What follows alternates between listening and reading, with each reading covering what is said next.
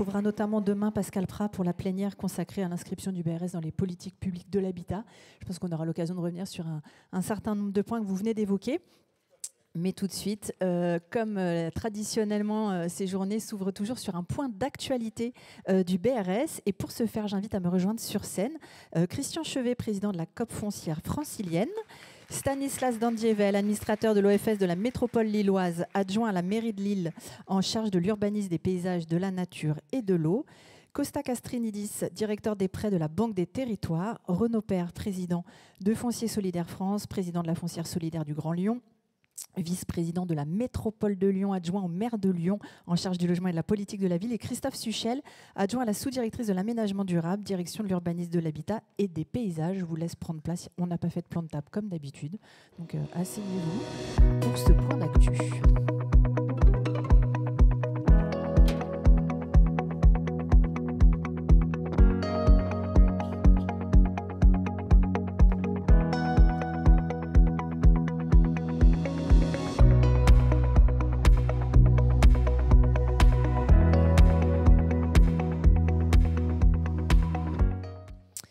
Merci. On va commencer avec vous, Renaud Père. Il y a un an, vous aviez conclu les 5e rencontres par des demandes adressées au pouvoir public. Il y a un certain nombre de points qui ont été évoqués d'ailleurs dans les discours d'ouverture concernant la loi SRU, le prêt à taux zéro, l'inscription du BRS dans le SIEG. Est-ce que vous estimez avoir été entendu? Où est-ce qu'on en est aujourd'hui? C'est dommage, ça commençait bien. Et donc, j'allais continuer dans le même esprit après ces 2 beaux discours d'ouverture et d'accueil. Non, je vais vite répondre, non, on n'a pas été entendu. Très clairement, pourquoi? Parce que je finissais même les rencontres de Lyon l'année dernière en disant qu'on regrettait l'absence du ministre. Nous n'avons pas rencontré de ministre. Et donc je crois que le dernier que nous avons rencontré, Christian, c'était Olivier Klein, à quelques jours de son départ. Et donc ce dialogue, il est manquant. Alors après, notre plaidoyer aussi a un peu évolué. Il n'a pas évolué sur SIEG, j'en redirai un mot, il n'a pas évolué sur prêt à taux zéro. On a un peu atténué notre propos sur la loi SRU. Il faut dire que quelques jours ou quelques semaines après nos rencontres lyonnaises, on a eu un Premier ministre, puis un ministre du Logement qui a entaillé la loi SRU. Et donc, on s'est dit qu'on ne voulait pas entrer dans ce débat. Néanmoins, il faudra bien l'avoir à un moment ou à un autre. Et ce débat, on le connaît, il est celui de dire que nous défendons fortement au sein de Foncier Solidaire France la production de logements locatifs sociaux, je crois qu'il faut le rappeler, et que jamais nous n'imaginerons le bail réel solidaire en concurrence du logement locatif social. Mais par contre, quand une commune a atteint sa part de PLAI, sa part de PLUS, eh bien, il ne faut pas que la production de BRS dégrade sa carence. Voilà, c'est la règle que nous posons d'une certaine manière et nous l'avions posée directement à Olivier Klein lorsque nous l'avions vu. Oui, il faudra avancer sur le SIEG, il faudra avancer, mais nous aurons un débat probablement pendant ces journées.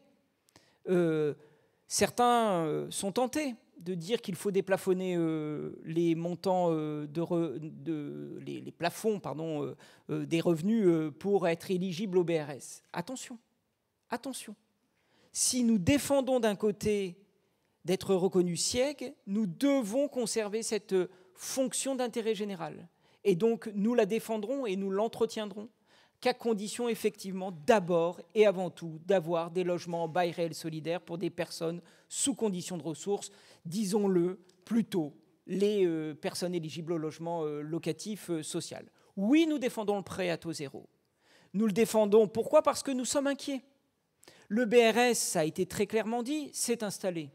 C'est un produit, c'est un bien, c'est un type de logement qui est aujourd'hui très populaire.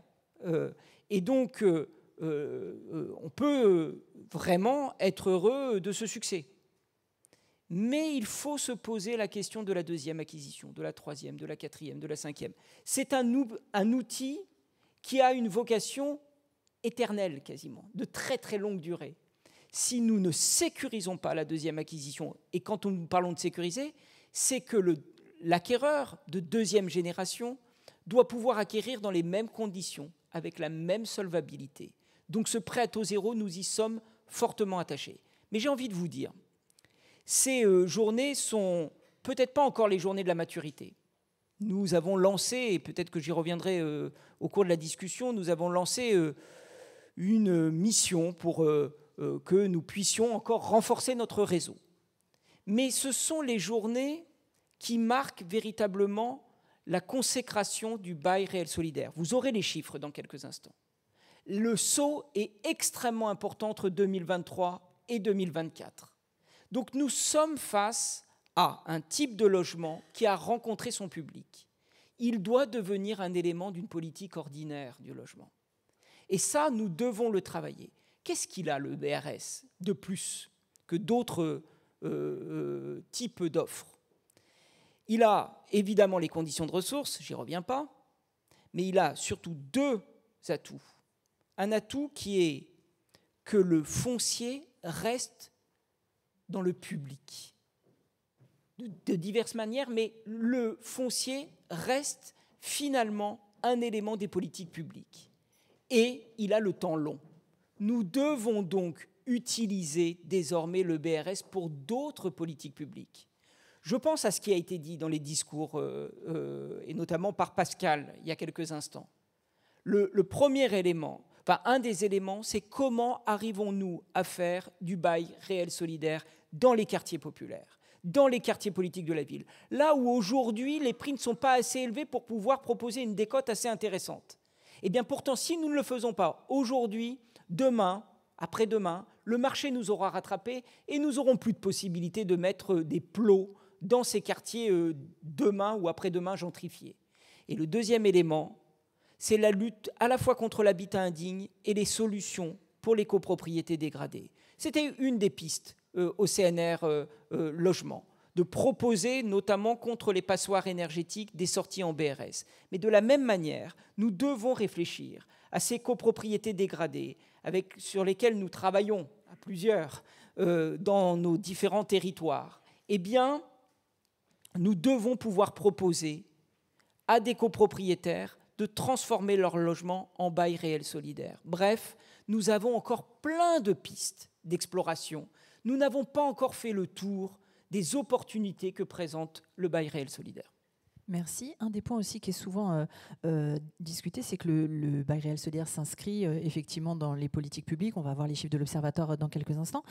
Pour autant, il y a encore beaucoup de questions sur ce dispositif. Il n'a pas encore complètement infusé dans tout le grand public. Il y a aussi des élus qui peuvent se poser des questions, des opérateurs, des acteurs, des financeurs.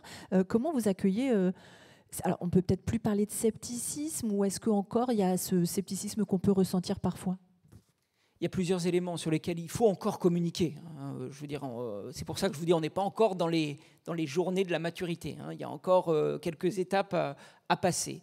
Mais il faut communiquer. Oui, il faut communiquer sur les formes de commercialisation. Ça n'est pas de l'attribution du type logement locatif social. Et pour autant, nous avons des pratiques diverses selon les OFS et selon les territoires. Donc là-dessus, il faut être au clair. Il faut encore quand même communiquer sur cette dissociation, même si on voit qu'on a passé une étape intellectuelle, une étape culturelle dans notre pays extrêmement importante. Mais nous devons continuer à communiquer. La chance, c'est aussi l'opportunité de communiquer avec le ministère du Logement pour qu'il y ait une même communication sur l'ensemble de notre territoire national. Et là, nous avons une bonne chance d'avancer sur ce plan, sur le plan notamment de la vulgarisation du bail réel solidaire. Mais vous avez raison, je crois qu'il faut encore faire preuve de pédagogie, même si l'ensemble des acteurs du logement désormais sont pleinement convaincus. Merci beaucoup. Christian Chevet, on l'a dit à plusieurs reprises, aux 6e journée du réseau des OFS. Où est-ce qu'en est Foncier Solidaire France, cette jeune structure? Combien d'adhérents et quelle représentativité? Qu'est-ce que vous pouvez nous dire sur l'état du réseau aujourd'hui? Alors, l'état du réseau, évidemment, se développe toujours, mais un petit peu moins quand même. On avait senti les premières années un engouement très fort et un nombre d'adhésions qui grossissait de façon pas exponentielle, mais c'était quand même impressionnant. Et puis aujourd'hui, on peut considérer qu'on est presque arrivé à une stabilisation. Enfin, monsieur de la DHUP me contredira peut-être, mais aujourd'hui, on a 142 organismes agréés au niveau national et on en avait 138 l'année dernière. Hein, ce qui démontre qu'on a peut-être atteint un palier, quoi, hein, ou peut-être le maximum, mais bon. Après,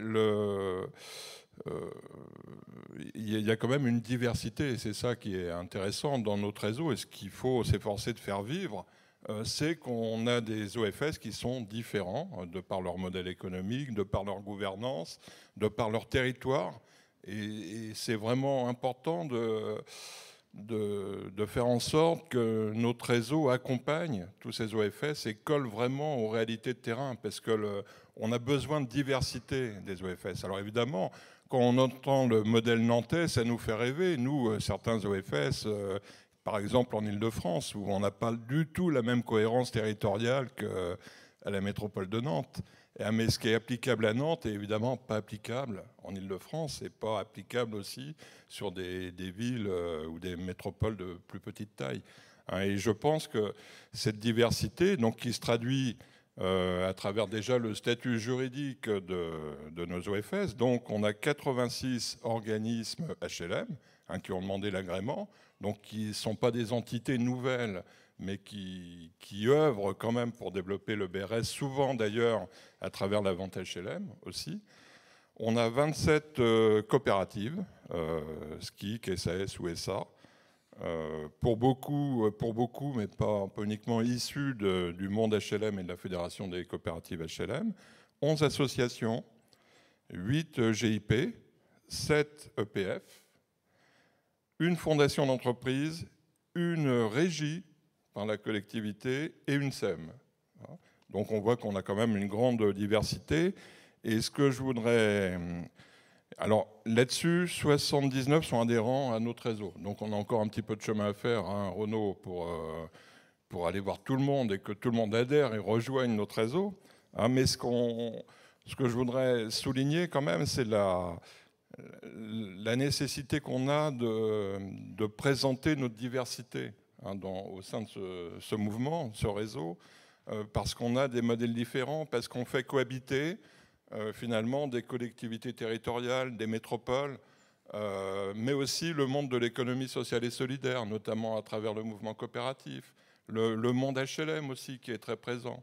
On a les EPF qui nous ont rejoints, qui occupent quand même aussi une partie du terrain avec un modèle qui leur est propre. Et je pense qu'il faut qu'on veille, qu'on soit vigilant, n'est-ce pas, cher Renaud, hein, à ce que notre réseau reste toujours représentatif de sa diversité.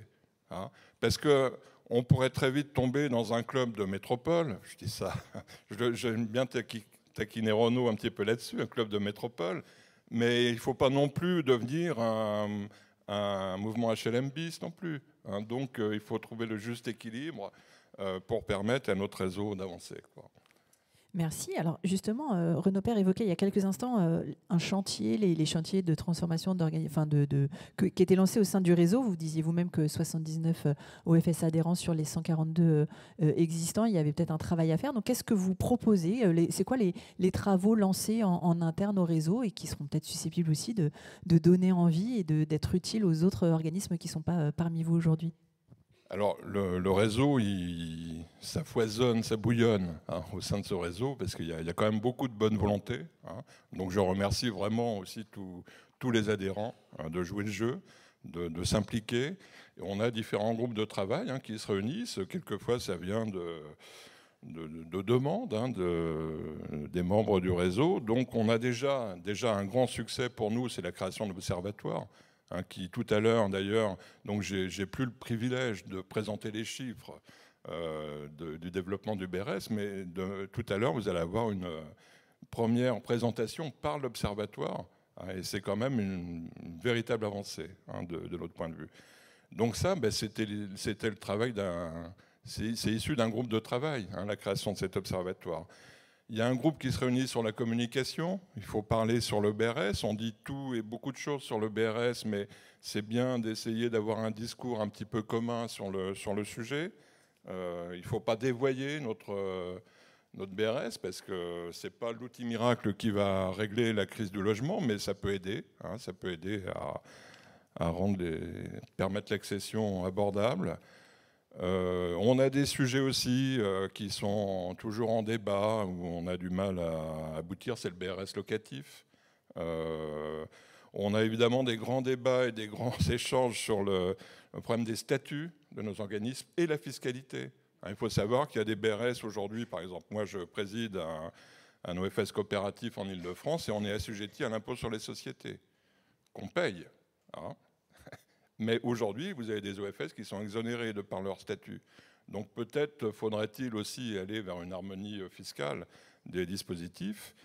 Et puis il y a le fameux BRS-A là, qui vient de voir le jour et qui a fait l'objet aussi de travail en atelier. Voilà, donc je pense qu'on aura l'occasion d'en reparler. Il y a d'autres groupes de travail, évidemment, qui sont prévus pour 2025. Et du coup, qu'est-ce que vous attendez de ces journées au regard de l'activité foisonnante du réseau et de l'actualité? En plus, une actualité politique un peu bouleversée ces jours-ci. Ça a toujours été un des discours du réseau. Dans nos discours, on a toujours dit qu'on voulait de la stabilité juridique et financière dans nos modèles, parce que c'est très compliqué de défaire et refaire à chaque fois les modèles économiques qui nous engagent quand même sur de nombreuses années. Et il ne faut pas trop bouleverser les choses. Donc avançons d'un point de vue législatif à petits pas. Il y a quand même eu des avancées un peu là je donne qu'un point de vue personnel, un peu rapide, par exemple l'évolution des plafonds de ressources. Attention, parce qu'il faut que ça reste un produit vraiment populaire, abordable. Et si les plafonds de ressources montent trop haut, on risque de dévoyer un petit peu le produit.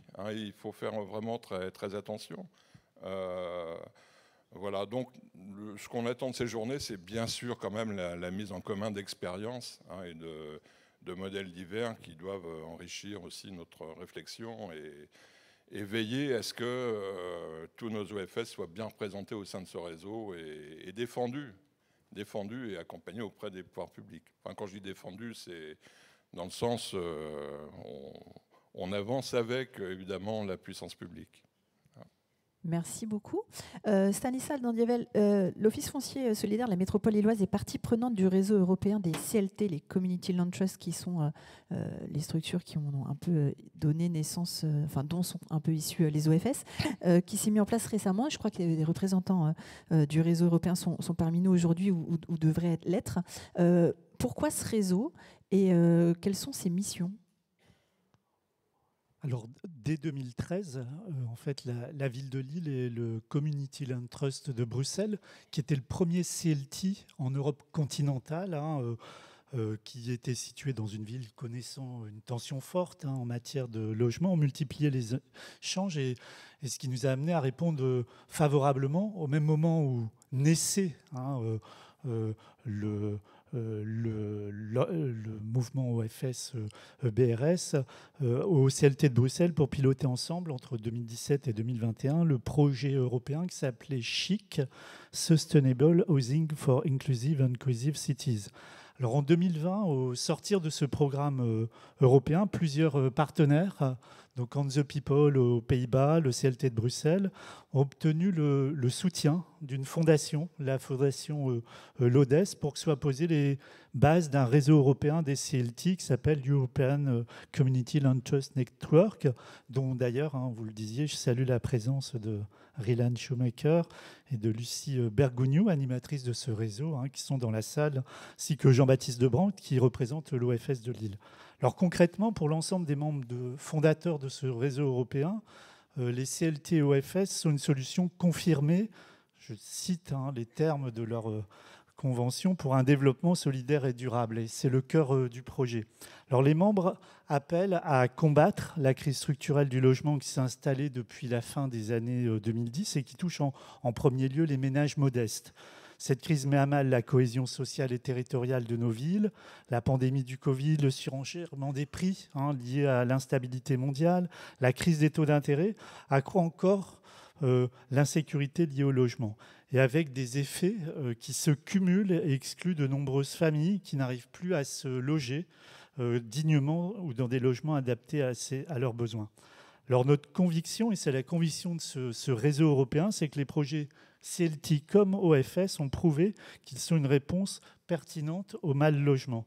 S'ils ne sont pas la seule réponse, les CLT OFS sont en effet l'un des meilleurs outils pour freiner la spéculation foncière, pour produire un logement abordable dans la durée, et ça a été rappelé en introduction de ces journées, et garantir une sécurité d'occupation pour les ménages qui n'ont pas accès au marché traditionnel du logement.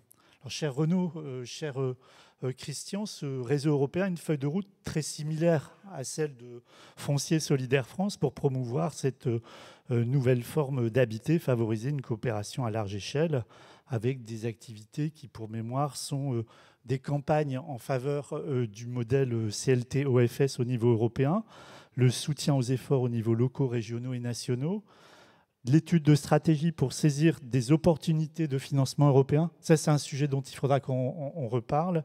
Le développement de compétences via l'organisation d'échanges entre pairs, ce que nous faisons ici dans Foncier Solidaire France, et aussi une réflexion sur une harmonisation, voire une uniformisation, uniformisation des outils et méthodologies destinés à promouvoir ce modèle en Europe.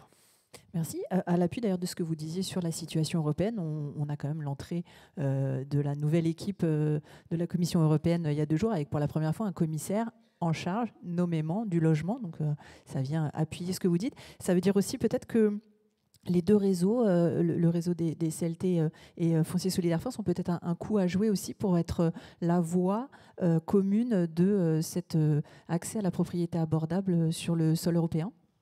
Oui, en effet. Bon, d'une part, voilà, ce que j'ai pas dit non plus, c'est que ce qui nous réunit, l'ensemble des CLT mis en place en Europe, c'est ces valeurs qui sont aussi fondatrices de notre réseau, lutter contre la spéculation par la volonté de proposer des logements durablement abordables, garantir la stabilité résidentielle des ménages à revenus modestes, rechercher la stabilité dans des quartiers caractérisés par un degré important de mutation locative et parfois fragile. Renaud, tu as souligné l'importance aussi de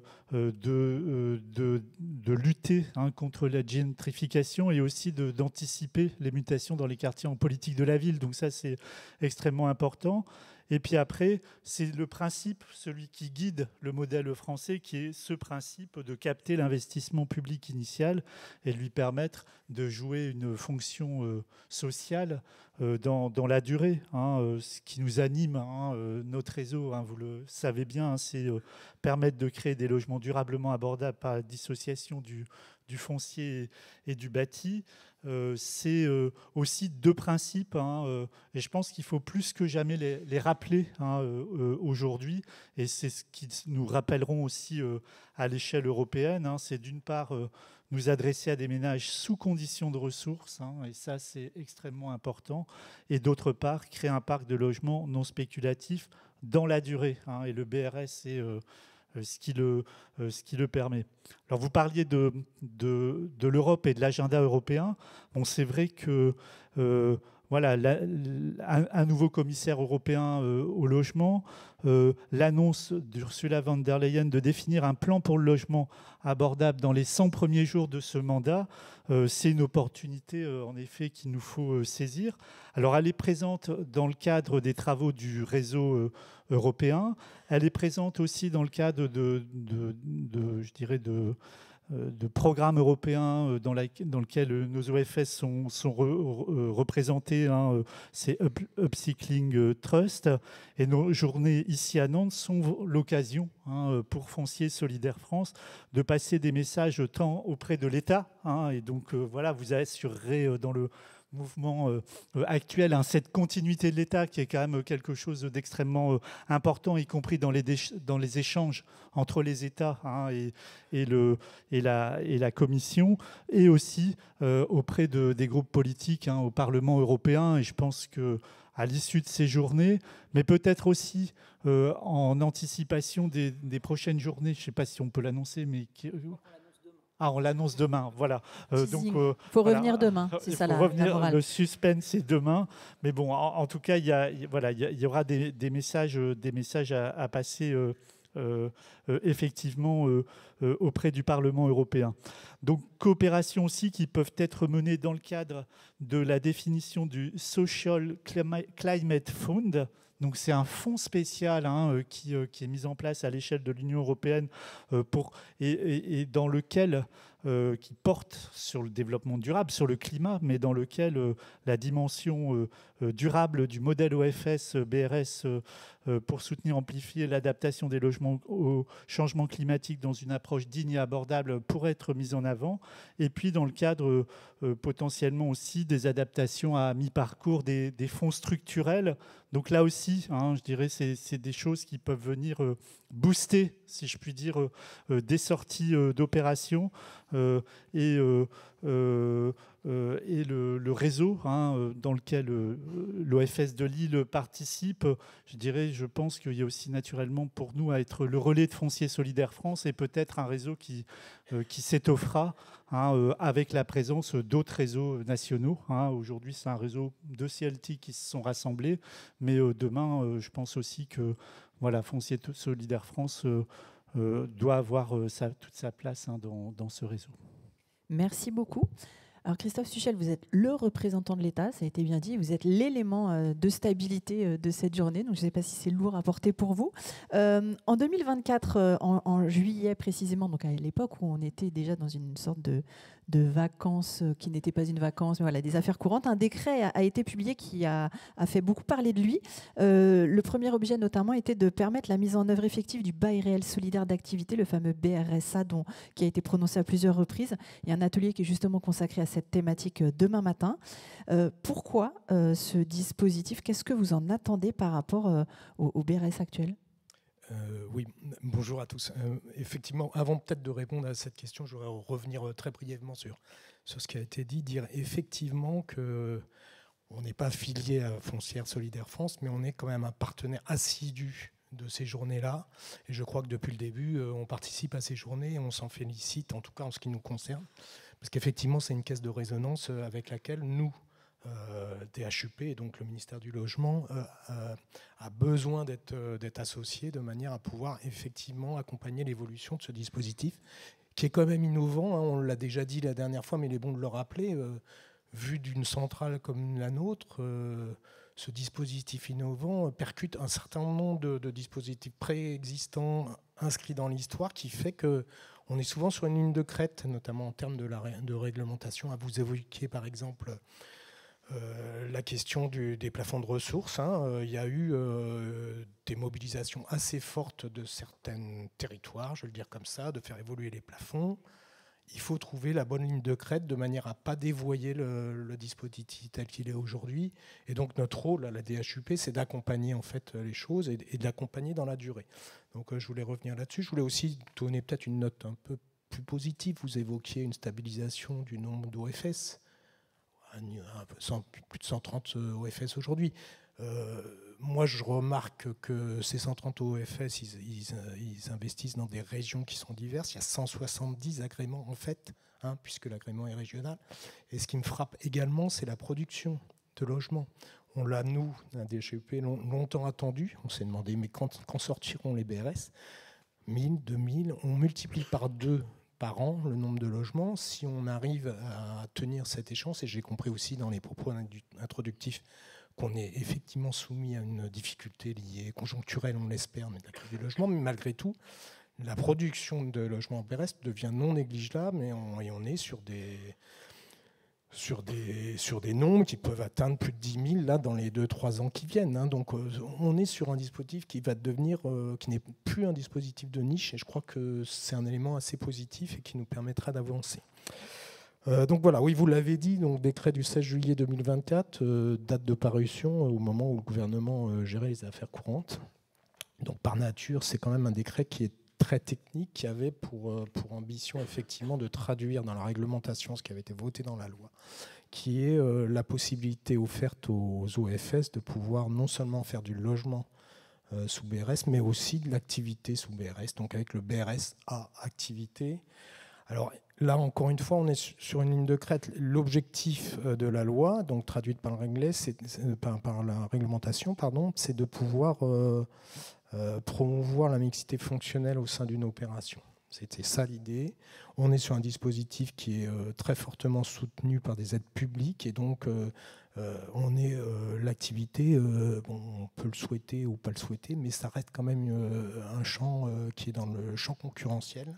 Et donc, les aides publiques adossées à du champ concurrentiel fait que pour mettre en œuvre ce dispositif de mixité fonctionnelle, eh bien, on a réduit la possibilité, et la loi l'a fait d'ailleurs, réduire cette possibilité d'activité aux micro-entreprises. Et donc, on a décliné dans le cadre du décret du 16 juillet 2024 la possibilité donc aux OFS de faire de l'activité à titre subsidiaire, donc, et de façon à accompagner la mixité fonctionnelle au sein d'une même opération à hauteur maximum de 30% des surfaces. C'est effectivement le décret qui permet de décliner ce dispositif avec une grande liberté donnée aux OFS de pouvoir définir ces plafonds de loyer, ces plafonds de ressources en fonction du marché, avec une décote significative et donc finalement une assez grande liberté donnée aux OFS de définir ces plafonds. Ce décret ne fait pas que ça. Comme je le disais tout à l'heure, on est attentif et on est en dialogue constant, notamment avec FSF, pour faire évoluer la réglementation et pouvoir régler les problèmes. Donc notamment, ce décret lève des incertitudes sur le dispositif BRS locatif, avec pour le coup une clarification et un choix donné aux EFS de pouvoir déterminer les plafonds du locatif, soit plus, soit PLI, soit PLS, demander un agrément le cas échéant, et donc du coup, pour rebondir sur une question que vous évoquiez, une articulation qui se fait de manière assez fluide dans ce schéma-là avec le dispositif SRU. C'est l'un des acquis de ce décret.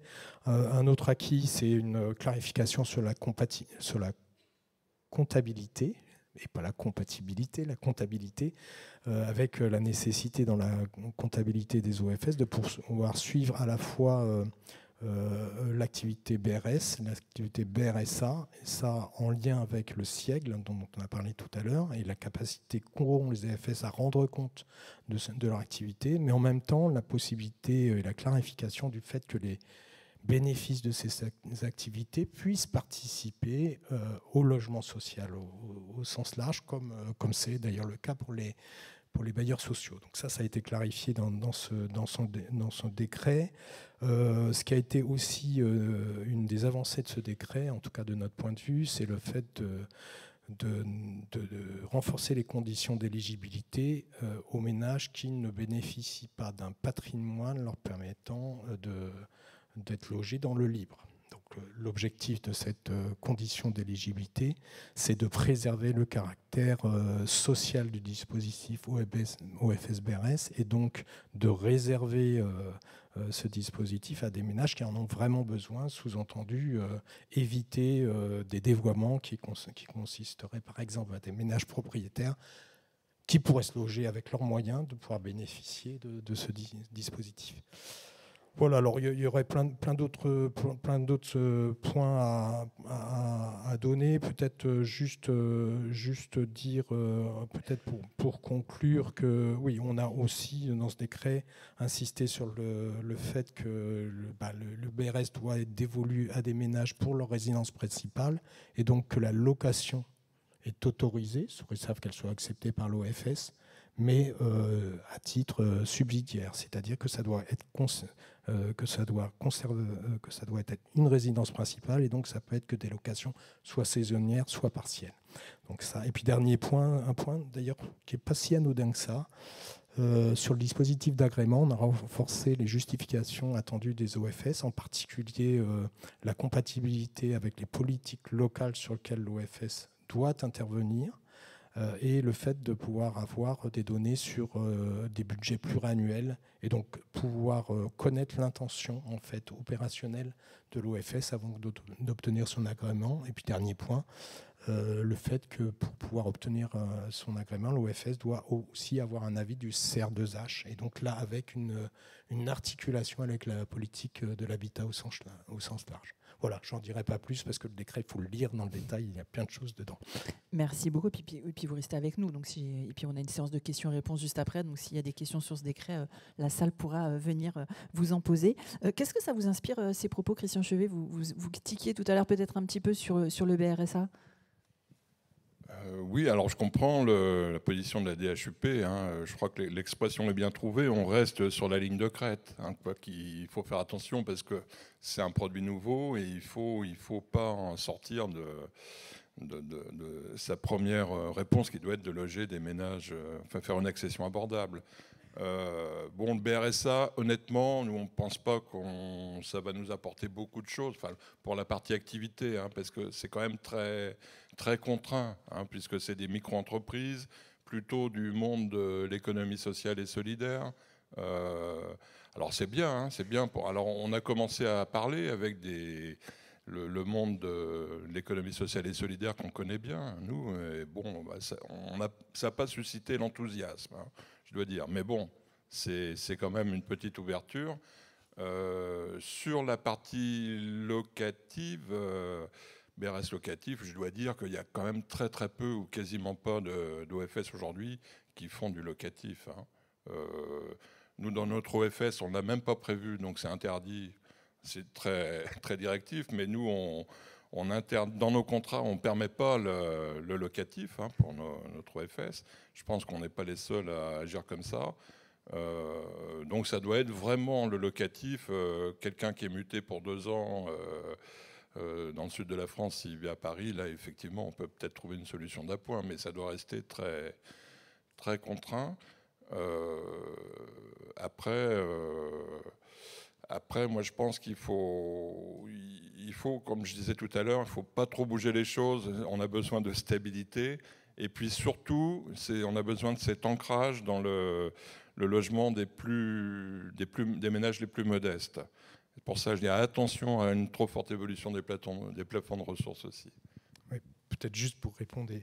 Je pense qu'on est en phase, en tout cas, sur l'objectif. On a essayé, dans ce décret, de pouvoir régler des questions qui sont plutôt de niche par rapport à l'objectif initial du BRS. Je rajoute, et j'aurais dû le dire avant, que l'accompagnement qu'on fait n'est pas uniquement réglementaire. On publie le bilan annuel des OFS qui sont amenés à faire un rapport tous les ans, et donc on en fait une synthèse et on travaille avec FSF pour avoir un échange de données. Ça, c'est important parce que c'est du donner à voir de ce qu'il fait. Puis on développe aussi des outils. Je ne sais pas si vous avez vu, mais à l'entrée, il y a le stand de Boris, qui est assez novateur aussi. C'est une start-up d'État, donc j'en fais un peu la publicité. L'objectif, c'est de mettre en relation des ménages avec des OFS. Et donc, voilà, c'est un coup de pouce d'amorçage. Et donc, voilà, ça participe aussi à l'encouragement de ce dispositif. Merci, oui, ça participe aussi de la communication et de l'effort de pédagogie dont parlait tout à l'heure Renaud Père. Costa Castrinidis, pour la Banque des Territoires, on le sait, c'est le principal financeur des OFS. Et tout le monde s'accorde bien volontiers à souligner l'importance de ce rôle de la Banque des Territoires, même si les conditions d'accès au financement nourrissent à chaque édition de ces rencontres des questions, voire quelques mécontentements.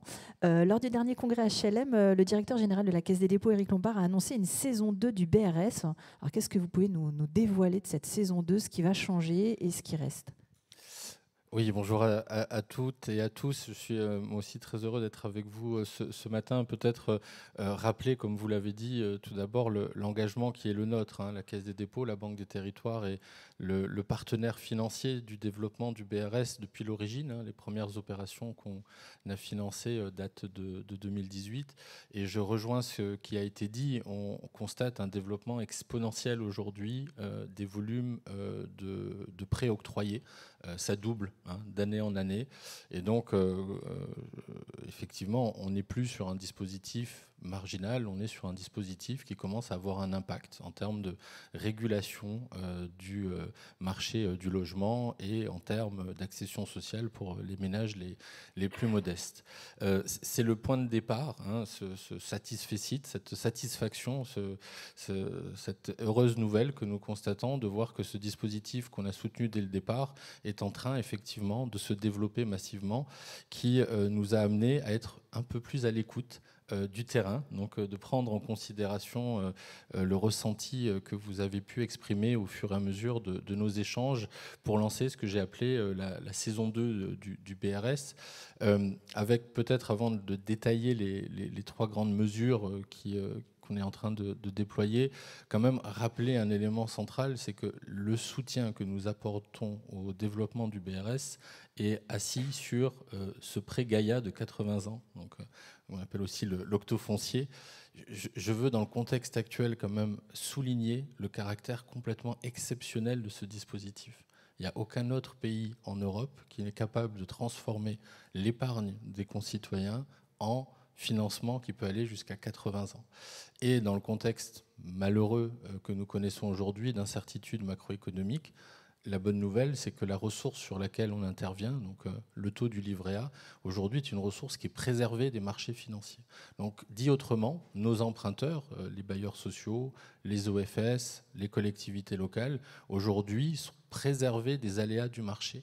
Ça veut dire qu'il n'y a pas de frein de financement au développement du BRS. Je voulais vraiment insister sur ce point-là, puisqu'on est actuellement en train de réaliser une année record, c'est-à-dire que l'ensemble de nos emprunteurs sont extrêmement dynamiques sur les prêts octroyés par le modèle du fonds d'épargne et qu'on pressent une année 2025 qui va l'être tout autant. Ça veut dire qu'aujourd'hui, il n'y a pas d'enjeu de stress sur la question du financement du point de vue évidemment de la dette. Une fois qu'on a dit cela, on avait 3 grands enjeux qu'on a souhaité adresser et que Éric Lombard a rappelé lors du congrès HLM. Le premier, c'est l'accessibilité au financement. On avait une approche qui était très liée au zonage, historiquement, avec, voilà, il faut le dire, je pense, une courbe d'apprentissage collectif qu'on a eue sur ce produit. Au début, on a été soucieux de nous assurer qu'on répondait bien à une problématique des marchés tendus. Et donc, on était très regardant sur cette question du zonage. Donc ça, c'est fini. C'est-à-dire que désormais, on va vous faire confiance et on va réellement financer toutes les opérations où qu'elles se trouvent, dès lors qu'il y a une appétence des ménages, dès lors qu'il y a un marché, donc dès lors qu'il y a un potentiel de commercialisation. Donc ça, c'est un élément important. Et pour appréhender ce potentiel de commercialisation, on a souhaité être plus en phase avec le cadencement d'une opération. Et donc, c'est plutôt quelque chose qu'on va appréhender au moment du versement des fonds, c'est-à-dire que la commercialisation sur laquelle vous aurez à nous indiquer quel est le niveau de commercialisation, plutôt que de le demander trop tôt dans le projet, ce qui est parfois un frein, on va désormais le demander vraiment au moment du déclenchement du versement des fonds. Donc ça, c'est une première mesure qui est, je pense, assez importante. Donc, pour tous ceux qui interviennent sur des zonages qui sont potentiellement un peu détendus et qui devaient nous justifier, puisqu'on avait mis en place cette mesure-là, qui était de vous demander de justifier finalement qu'il y avait une spécificité locale qui faisait que sur ce territoire, indépendamment du zonage, il y a un marché, ça, c'est fini. Deuxième élément, c'est un mouvement de déconcentration. Donc, tout à l'heure, Renaud Père indiquait qu'on n'était pas encore dans la maturité du BRS. Mais voilà, le message que je voulais vous passer aujourd'hui, c'est que nous, en termes de confiance, on considère que désormais, on est sur un produit mature. Et donc, au même titre que ce qu'on peut faire sur le logement social ou sur nos financements historiques aux collectivités locales, on va déconcentrer progressivement ces décisions pour qu'elles soient prises en direction régionale et pour réduire les délais d'instruction. C'est aussi une problématique que vous avez été nombreux à nous remonter, à savoir qu'on avait tendance un petit peu à faire la somme de toutes les opérations, à les passer en grappe, et ça prenait beaucoup de temps parce qu'il fallait remonter jusqu'à Paris. Donc on va y aller progressivement, dans la mesure où la plupart aujourd'hui des acteurs ont déjà plusieurs opérations et un modèle qui est stabilisé. Toutes ces opérations-là vont être traitées en local, et au fur et à mesure, tous les nouveaux montages un peu innovants ou les acteurs qui n'ont pas encore eu de financement, on les regardera au national, puis on les déconcentrera localement. Donc ça, c'est un mouvement progressif, mais qui est aussi très, très important. Et puis le troisième axe, qui est là aussi celui, je pense, qui est très attendu, c'est celui de la simplification. Donc, on est aujourd'hui, on a été en tout cas dans les 5 premières années de montée en charge du dispositif assez exigeant, et c'était attendu de votre côté, c'était attendu du côté de nos équipes aussi, notamment les pièces justificatives qui sont demandées. Donc on va vraiment réduire de manière très importante ces pièces justificatives, et au-delà de ça, on a souhaité assouplir notre financement, les caractéristiques de notre financement, pour mieux répondre finalement à la problématique du montage d'une opération. Donc j'évoquais tout à l'heure la question de la justification de la pré-commercialisation, ça bouge.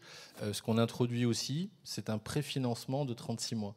Donc ce qui veut dire que tout ce temps qui est parfois long pour aller chercher les garanties d'emprunt, pour finaliser le montage d'opérations, désormais va être couvert par un délai de préfinancement de 36 mois. Et puis, autre exemple, la question du financement des fonciers déjà acquis. On avait parfois un dialogue un peu de sourds où on disait mais prenez notre prêt pour acheter le foncier. Oui, mais il y a eu une opportunité, donc je l'ai acheté, je me suis autofinancé et j'ai besoin maintenant d'aller chercher le financement à 80 ans. Donc ça, on y répond en mettant en place un délai de 3 ans pendant lequel vous allez avoir la possibilité de venir chercher le prêt à 80 ans après l'acquisition du logement. Bon, avec juste le point d'attention, c'est que évidemment, on ne veut pas refinancer d'autres prêts de long terme. Ça, c'est un premier point d'attention. Et le deuxième, mais c'est classique dans notre intervention sur fonds d'épargne, c'est qu'on veut financer des projets avant la date finale d'achèvement des travaux, la fameuse DAT. Mais modulo ces éléments-là, on va vraiment, en quelque sorte, donner beaucoup de souplesse en amont dans le montage des opérations et également en aval dans le suivi de la commercialisation. On a apporté des éléments de clarification aussi sur la question des fonds propres, des garanties de rachat. Tous ces éléments-là qui ont fait l'objet de nombreux dialogues entre nous au cours des dernières années sont pour moi en tout cas aujourd'hui stabilisés, et moi je m'en réjouis. C'est ce que je voulais vraiment vous dire ce matin, c'est que ça s'est fait dans un dialogue constant avec vous, ça s'est fait dans une logique où nous, on est vraiment convaincus que le développement du BRS va être, sur le moyen terme, une manière de soutenir l'accession sociale des ménages les plus modestes, mais aussi de solvabiliser le plus de ménages possible pour relancer la machine à construire et, d'une certaine manière, plus rapidement trouver les voies de sortie pour la crise du logement. Merci beaucoup. Au-delà de l'implication de la Banque des Territoires, vous évoquiez le fait que pour vous, le BRS arrive au temps de la maturité et que vous étiez dans une relation de confiance avec les OFS. Comment est-ce que vous percevez plus largement l'évolution des OFS et de l'évolution du modèle? On a parlé là des petites évolutions qui étaient apportées au dispositif. Comment vous le percevez, ça, dans le contexte actuel? Alors, ma vision du sujet, c'est qu'aujourd'hui, on a un potentiel de développement très fort sur le développement du BRS vers les classes populaires, vers les revenus les plus modestes, et que l'enjeu principal me semble être vraiment de réussir ce développement. Quand on voit vos plans à moyen terme, ils sont tous extrêmement ambitieux. Ça a été très bien dit en introduction de cette belle matinée. Il y a un engagement fort de nombreuses collectivités locales pour soutenir le dispositif.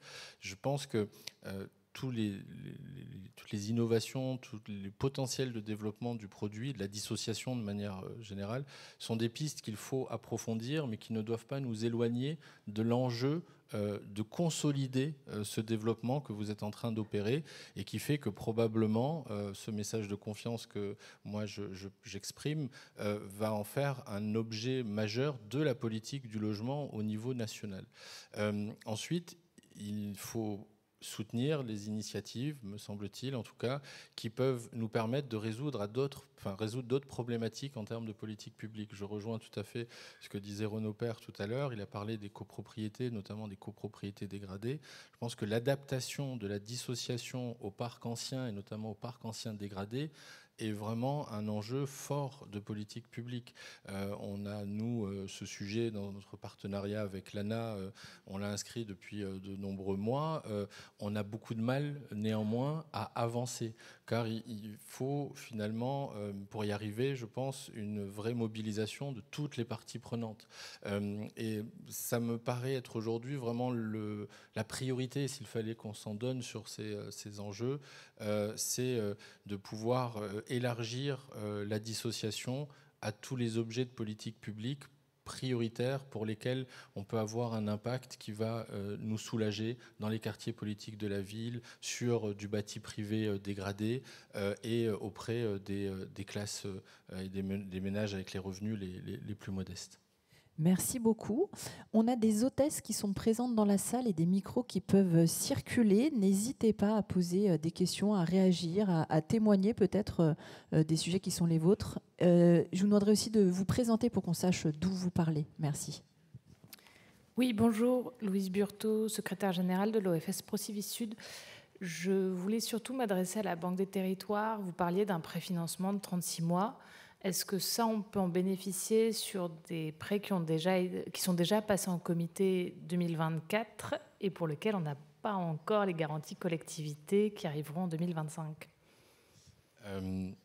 Alors, c'est l'occasion de vous dire que les mesures que j'ai précisées là rentrent en application cette semaine. Donc, en complicité avec Vincent Lourier, que je salue, on avait préparé depuis quelque temps la mise en œuvre de ces annonces et le fait de pouvoir à la fois en parler au congrès HLM et profiter de l'occasion du réseau et de cette réunion de travail pour pouvoir concrétiser ces évolutions. Donc, voilà, certains se demandaient après le congrès HLM pourquoi ils ne constataient pas déjà les changements, mais tout simplement parce qu'ils vont être opérants à partir de cette semaine.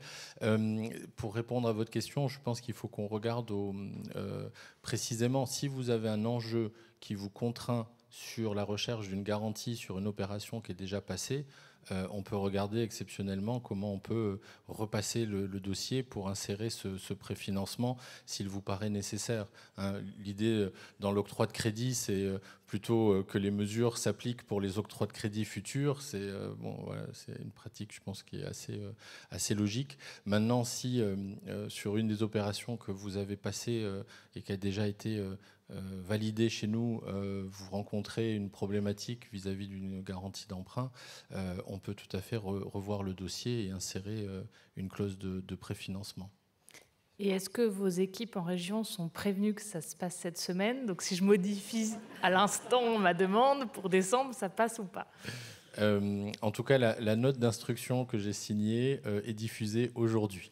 Donc, si vous vous référez à la diffusion de la nouvelle note d'instruction, c'est effectivement possible. Alors, le point d'attention, s'il vous plaît, c'est vraiment n'utiliser ce caractère rétroactif que de manière extrêmement exceptionnelle. Enfin, si vraiment il y a un sujet.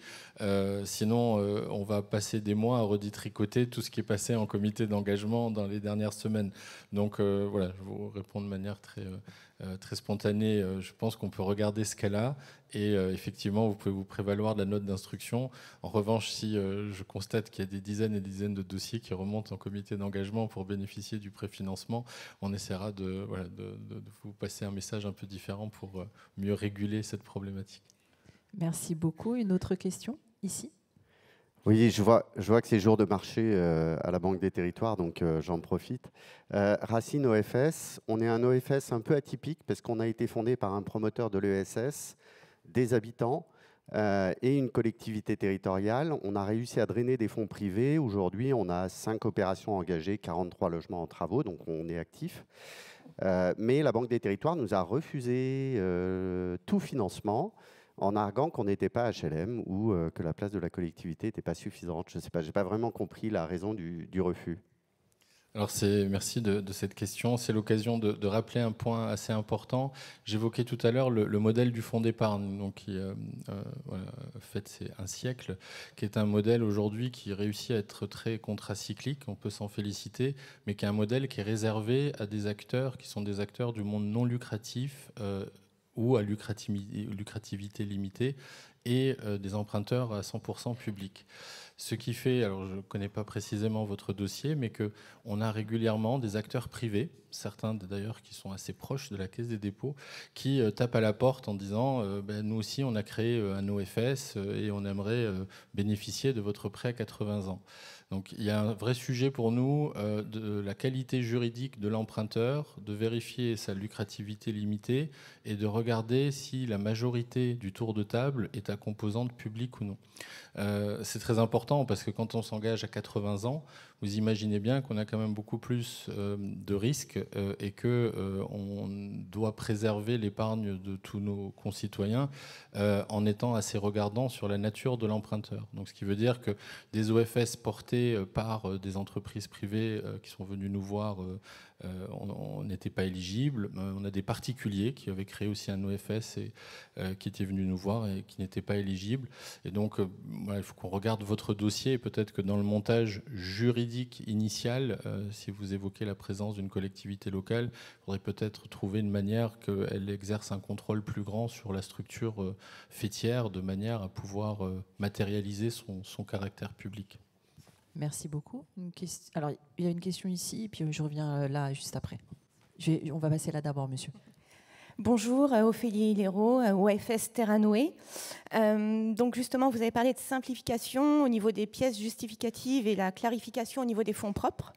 Je voulais savoir si vous auriez une trame identique au niveau national pour que lorsqu'on travaille sur différentes régions, qu'on n'ait pas en fait différentes demandes et quand on échange entre OFS, voilà, qu'on ait les mêmes données. Et avez-vous consulté Foncier Solidaire France pour ça ? Alors oui, et tout à fait en phase avec vous. Alors aujourd'hui, on était sur un dispositif assez centralisateur. Donc la centralisation avait le mérite de nous permettre de nous assurer d'une certaine manière que les règles étaient appliquées de la même manière partout. Avec la déconcentration que j'ai annoncée tout à l'heure, un de nos enjeux, c'est justement de nous assurer que les décisions qui vont être prises localement soient homogènes d'un endroit à l'autre du territoire. Et d'où, pour nous, l'importance d'avoir effectivement une doctrine commune, une note d'instruction commune, ce qui a été fait et qui fait qu'il n'y a aucune raison qu'un traitement soit différent d'un territoire à l'autre. Et si c'était le cas, il faudrait vraiment ne pas hésiter à le remonter du côté justement du réseau pour qu'il nous alerte de façon à ce qu'on puisse réguler si jamais il y avait des interprétations différentes. Mais donc la réponse est oui, et effectivement on peut tout à fait partager dans le cadre du réseau, c'est à mon avis une très bonne suggestion, les nouvelles caractéristiques et les précisions que j'évoquais tout à l'heure dans un de livret un peu actualisé qui permettent de vous donner de la visibilité et puis aussi une stabilité. C'est un élément que vous avez beaucoup aussi évoqué, sur lequel je suis en plein accord, et on peut travailler ensemble à vous mettre à disposition un livret qui donnera les caractéristiques précisément et qui vous, entre guillemets, permettra d'être aussi, qui serait opposable auprès de nos collègues en région pour dire mais c'est ça la règle, on l'a vu dans le cadre du réseau, si toutefois il y avait des interrogations ou des différenciations que vous étiez amenés à percevoir. Merci beaucoup, monsieur. Oui, bonjour, Stéphane Charas, je suis AMO et commercialisateur en BRS. Je n'ai pas forcément de questions, c'est juste un petit témoignage et surtout un signal d'alerte qui est donné sur le BRS et en PACA, je tire de mon expérience, de la mainmise qui est en train de s'opérer par la promotion privée sur le dispositif BRS. J'en tire cela de mon expérience. J'ai accompagné à peu près la moitié des OFS en PACA dans leur agrément, dans leur montage d'opération. J'ai commercialisé ces 18 derniers mois un peu moins de 200 logements en bail réel solidaire. Et aujourd'hui, l'intervention, 70% des opérations en PACA sont portées en maîtrise d'ouvrage par la promotion privée. Et ça n'a que pour effet de faire augmenter le prix des droits réels, de faire augmenter le montant de la redevance au travers du foncier qui est revendu, ou des droits à bâtir qui est revendu à l'OFS, avec merci le plafond du SIEG, parce que sinon il y aurait des prix de vente encore plus élevés, avec un vrai sujet là-dessus. La majorité aujourd'hui des OFS ne contrôlent pas réellement les opérateurs privés. Je me suis permis, moi, en tant que commercialisateur, sur les opérations que je ne commercialise pas, de faire le client mystère. Et on trouve de la désinformation, de la malinformation, avec des lieux reçus du style l'OFS vous garantit le prix, vous garantit le rachat, vous ne pouvez pas louer à ce jour, mais une loi arrive qui vous permettra de louer comme vous voulez. Et donc une cible des personnes qui acquièrent du BRS et qui ne sont pas faits pour le BRS, avec toute la problématique que ça va amener de procédures et autres contraintes aux OFS. Aujourd'hui, certains OFS me confient des missions de visio avec les acquéreurs post-contrat de réservation, et c'est dramatique, le manque d'information ou la désinformation sur ce sujet, et c'est l'OFS qui en pâtira a posteriori. Et pour finir, je pense qu'il appartient aux OFS, ils ont le pouvoir et le devoir, même si je sais que la promotion privée les contraint, leur met une pression avec les logements locatifs sociaux, les logements LLI sur une même opération pour avoir des prix de droit réels supérieurs, pour avoir ces choses-là. Mais de grâce, ne laissez plus la promotion privée mettre la main plus que ce qu'ils ne le font déjà sur ce dispositif. Merci.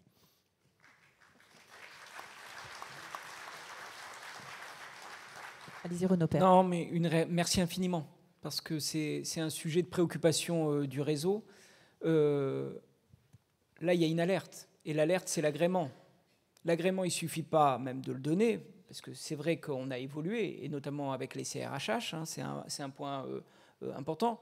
Il s'agit de le contrôler et de pouvoir le retirer, parce que si on ne fait pas ça, on va arriver dans des situations que vous rencontrez en PACA, et qu'on peut retrouver ailleurs, et qui est extrêmement préoccupante, et qui pour nous va complètement, justement, parler de la nécessaire pédagogie et ces contre-exemples sont terribles. Donc il faut absolument un contrôle. Enfin, il ne suffit pas de donner l'agrément, il faut le contrôler et pouvoir le retirer. Oui, je complète juste pour abonder dans votre sens. Effectivement, c'est une préoccupation importante pour nous. D'où l'idée d'avoir ces témoignages, d'où l'idée aussi d'avoir ce suivi au travers des bilans annuels des OFS. Et donc, on a donné des instructions, et on va continuer à en faire, donner des instructions aux services qui sont en charge de l'agrément, notamment d'être vigilants au moment de l'agrément, mais aussi, et le dispositif le prévoit, de se mettre en capacité de retirer l'agrément des OFS en cas de dérive du dispositif. Donc ça, c'est des choses qui ont été dites, parce qu'on va être de plus en plus vigilants. Il faut quand même se dire entre nous que c'est quand même, je dirais, une bombe nucléaire entre guillemets, c'est-à-dire retirer un agrément, c'est pas complètement neutre par rapport aux investissements qui a été. Donc il s'agit aussi, effectivement, vous avez raison, de faire de la pédagogie, de faire de la... le fait de passer en CR2H, par exemple, peut être aussi cet élément de pédagogie. Et donc, nous, on est extrêmement vigilants. Et moi aussi, je m'associe à vos remerciements en ce qui concerne cette alerte, ce qui va nous amener à être notamment vigilants dans la région que vous évoquez. Merci beaucoup. Une question devant.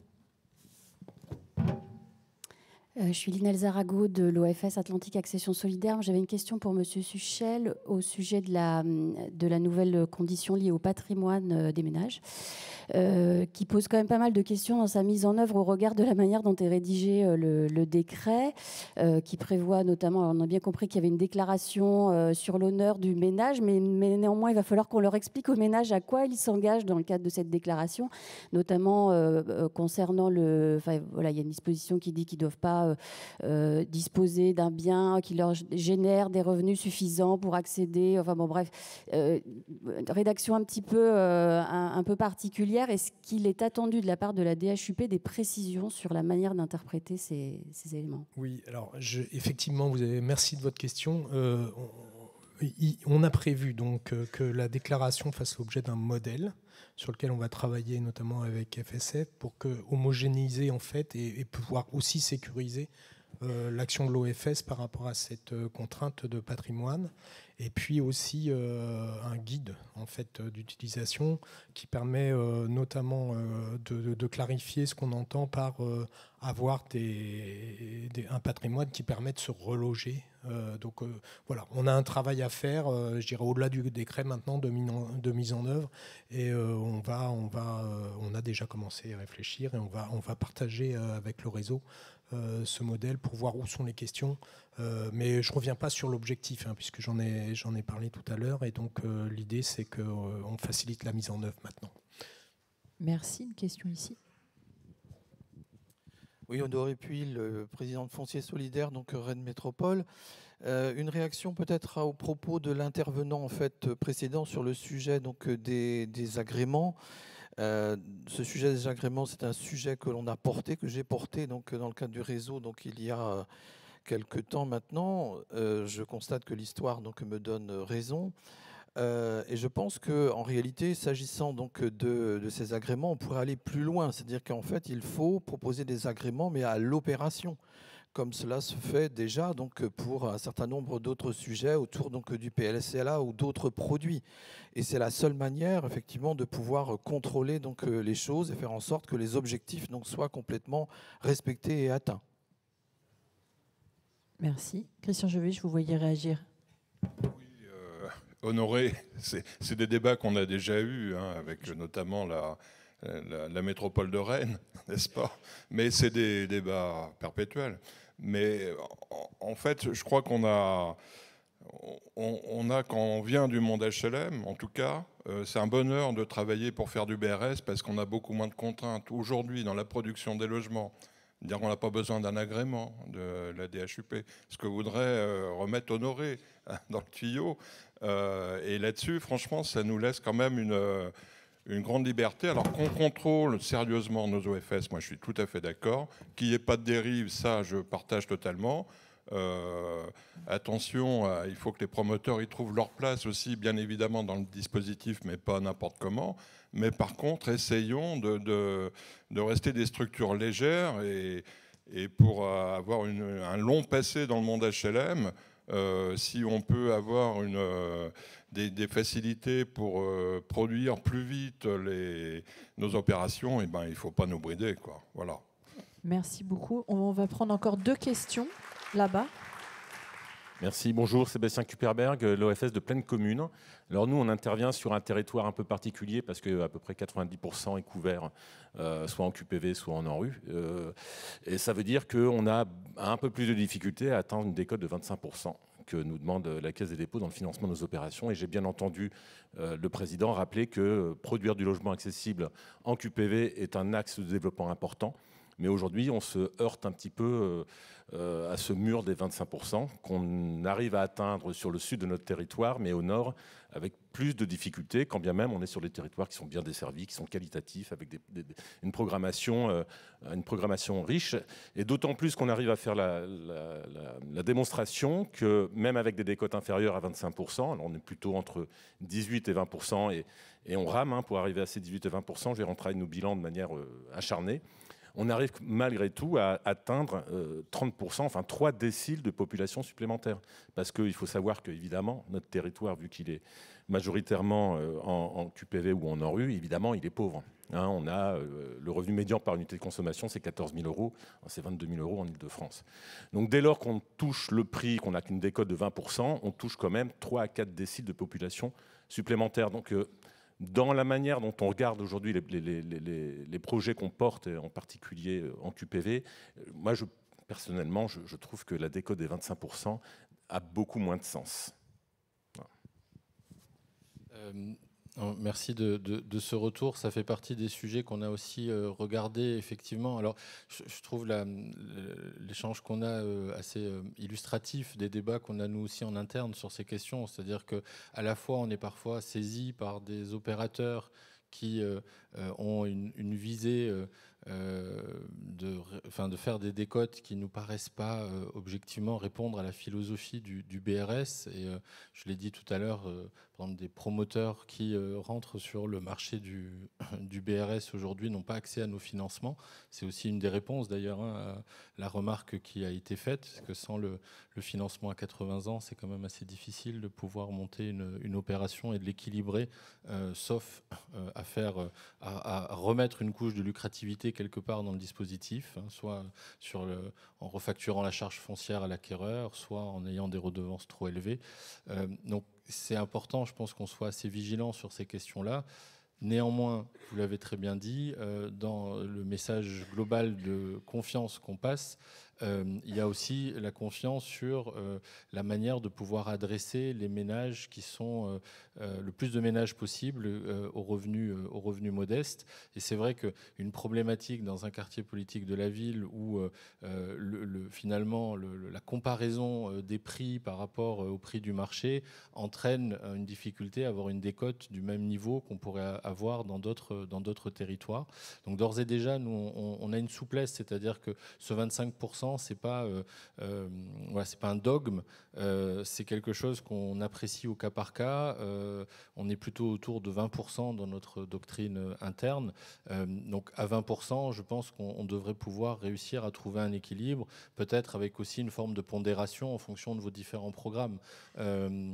C'est, je pense, en tout cas, un élément qu'on peut regarder ensemble avec les collègues de la direction régionale Île-de-France pour ne pas vous bloquer sur certaines opérations dès lors qu'on reste dans une philosophie générale qui est bien celle d'offrir une vraie décote et un vrai gain qu'une accession classique ne pourrait pas offrir au territoire. Donc on est tout à fait disposé et il n'y a pas de no-go aujourd'hui sur le 25%, en tout cas dans notre nouvelle note d'instruction. Merci beaucoup. Une question ici. Oui, bonjour, Michel Cavaillon, OFS Solentera, sud de la France. Je remercie la Banque des Territoires d'apporter un peu plus de souplesse et de baisser les freins au financement. Et on le constate. Simplement, nous, on a peut-être le frein du financement au niveau de la garantie des collectivités locales. Et je voulais voir en fait quel était le rôle que chacun des acteurs pouvait jouer pour effectivement encourager les collectivités locales à aller jusqu'à 80 ans en garantie. C'est loin d'être le cas partout en Occitanie et c'est un vrai frein là pour le coup au développement. Et deuxième sujet, je pense qu'en plus c'est via les collectivités locales qu'on pourrait réguler tout simplement au travers des garanties ou des différentes aides, notamment les prix des droits réels et éviter les dérives plutôt qu'un contrôle. Le simple jeu de la garantie peut permettre de contrôler les dérives au niveau des prix. Merci. Renaud, Stanislas, je ne sais pas si vous voulez réagir. Mais pour le coup, j'ai pas du tout la connaissance parce que je pense qu'il y a une hétérogénéité sur notre territoire des garanties des collectivités, donc je prendrai que des exemples de lyonnais ou autres, et donc je passerai à côté. Je pense que c'est un sujet à regarder de très près. C'est-à-dire que c'est vraiment un sujet sur lequel on peut nous aussi travailler et informer les collectivités de la sécurité, puisque c'est bien ça qu'il faut apporter. C'est-à-dire que la garantie n'est pas est toujours une prise de risque, mais néanmoins qu'il y a quand même toute une série d'éléments de sécurité qui font que le risque est quand même très contrôlé. Oui, en complément, c'est vrai que c'est un travail de pédagogie qu'on fait de notre côté régulièrement, mais c'est vrai que si le réseau peut nous y aider et que dans un échange aussi de pair à pair entre élus, ce sont des choses qui peuvent être une réassurance qui peut être exprimée auprès des garants, ce serait bienvenu. Aujourd'hui, on a de manière extrêmement massive un appui des collectivités locales en garantie de nos financements. Il y a de manière résiduelle effectivement des questionnements qui se posent et tout l'enjeu est de pouvoir rappeler qu'il n'y a pas d'impact financier, que ça reste du hors bilan, que c'est un élément de soutien à un projet de même nature que d'autres types de soutien et que pour le coup c'est un soutien gratuit. Et ces éléments-là, nous on les rappelle, mais je pense qu'on mériterait, comme ça nous est suggéré, de faire plus d'actions en commun, y compris d'ailleurs vis-à-vis des associations d'élus pour rappeler ces éléments-là. Moi, je suis très motivé à l'idée qu'on puisse le faire début 2025. Ça me semblerait très bien. Merci beaucoup. On va arrêter là cette séance de questions. Allez, une toute dernière alors. Bonjour, merci pour cette dernière question. Pierre Arnold de l'association Urbain Monde France. J'aurais une question sur la compatibilité des opérations en BRS avec les groupements d'habitat participatif qui sont en demande de projets non spéculatifs. Donc l'aspect BRS vient déjà apporter cette question-là.